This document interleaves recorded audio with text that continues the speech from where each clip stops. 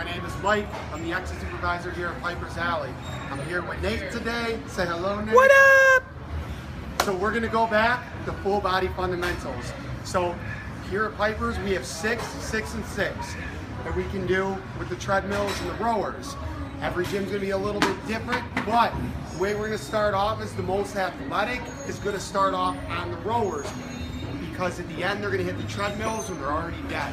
So if you're not, you have people in the class that aren't necessarily as in shape, you may want to start off on the treadmills. So we're going to take it straight over to the rowers to start off. Rowing section. The rows are always going to be for 2 minutes. If you want to drag it out a little longer, you can go 3 minutes, but for the information, we're going to be at 2. First thing that we're doing is we're going to start off with 20 normal rows. Everyone needs to be warmed up, so make sure no impact. They get warmed up for about 2-3 minutes before we get into whatever we're doing. So start off with a rower. We're doing normal rows. Straight out, straight back. Remember, with the rows, you want them powerful, not necessarily fast. The next thing that we do, we go straight into abs.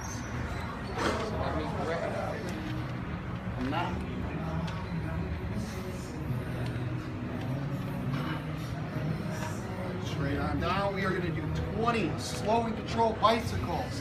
I do not want anyone yanking up. Slow and controlled. Squeeze those out. 20 should be difficult. Everything that we do is going to be in a tempo for this workout. Nothing is fast until you're on the treadmills. That's when we speed it up. Next thing we do, we go back onto the rowers. Again, we're going to keep this in 2 minutes, but if we want to go a little longer, the coach can split it up for 3 minutes total. So a minute 30, or a minute, and I'll show you what I'm talking about. We're going to scoop this seat all the way back. We're going to squat down. As we squat, we're going to get the butt down. We're going to stand up, row. One arm, back down. Row one arm. Switch off arms. If you have clients that can't do that, go to double arm, go back to seated. That's completely okay. Next thing, we're going to go back to the mats. We're going to go for oblique twists. These, again, are going to be slow and controlled. These are 40 total, 20 on each side. I don't want the weight super heavy, nor do you. Clients really need to get that core burn. 1, 2, really twist those obliques. Keep those feet up. 40 total. Right back on the rowers. It's listed as underhand grip, but what I want the coach to do is give it its own style. If the clients want to go a little side to side, that's okay. But as what you're going to see, it's going to say underhand grip. You're doing underhand grip with them. I want to make sure you're not overextending the back, because you're going to have a lot of bend on the lower lumbar. Okay, next thing we're going to do is coming in the strength. Don't mind me, I don't want to kill myself. Don't mind Timmy, he's just tying his shoes. Okay, we're going to come straight into strength. Everything that we do over here is going to be for 12 reps. We're going to make it really simple, because I want the coaches watching the form of every movement. First thing that we're going to do is we're going to come in to a sumo deadlift. If the clients want to grab 2 weights and come on their shoulders, go more to a squat, that is okay. We're going for the motion. So what I want to sink that butt back, almost all the way down. 1, do not lock the knees to get tension on the quads. Back down again. Keep everything tight in the front and back with the core. Next thing that we go into is shoulder thrust with a slight bend in the knees. The reason I say that, I always like to activate those quads and the glutes a little more. So what we're going to be doing is a little bit of a bend. Keep that core tight. 1, 2, just like that. All the way for 12, like I said. The next thing that we go into is TRX rows. Everything we do on the strength side is going to either incorporate lower to upper to draw the blood. It's more of an exit style to keep the heart rate up. Next thing we're going to do, slow and controlled rows. You can rotate the wrist in wherever the wrist sit more naturally. Do solid plank. 1, 1. Slow and controlled. Next thing, if a client wants to make it a little more difficult, they can do push-ups on the TRX. They can go down to their knees so they can do normal push-ups. The key though is I want to make sure they're activating their chest. So they're opening up, drawing the elbows away, drawing the elbows in. You're really activating the chest endings. That's the whole point. Next thing we're going into are our lunges. Straight down. Now, a lot of people actually don't need to use weight on this because I would rather it be with form. But if you want to add weight, grab 2 dumbbells.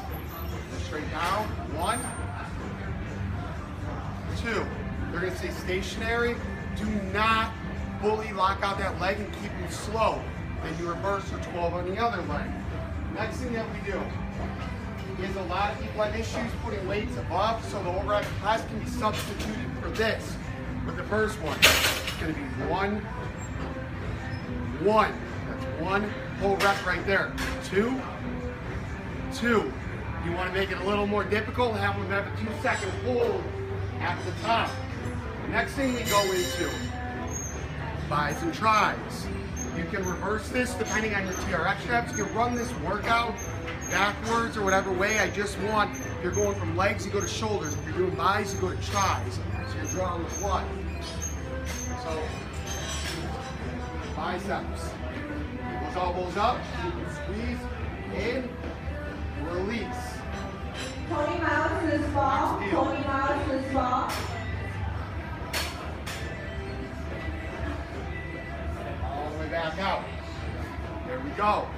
Okay, that's the strength circuit in a nutshell. You got your core over from the rower. You got your strength over here. Everything needs to be done with form or there's no point of back to fundamental movements. If it's too easy, increase the weight. Don't necessarily crank out more or do them sloppy. I need the coaches really focusing on form here. Next thing we do is we're going to go into the treadmills. The treadmills, we're going to do more of a hit style on this. So let's say we're going to stay on incline 0 for this. Or if you want to be at incline 5, you're just going to hold it the same way throughout the entire circuit. It's going to be in 2-minute intervals. I would like to see 60 and 60, meaning they're going to be for a 60-second sprint, 60-second rest. 60-second sprint, 60-second rest the entire time. Every single time you do a 2-minute circuit, I want them to crank their speed up a little bit, 0.1, 0.2 miles an hour, make it a little more difficult. Really hit that blood sugar and take it down. Now let's say you have clients here that can't do that.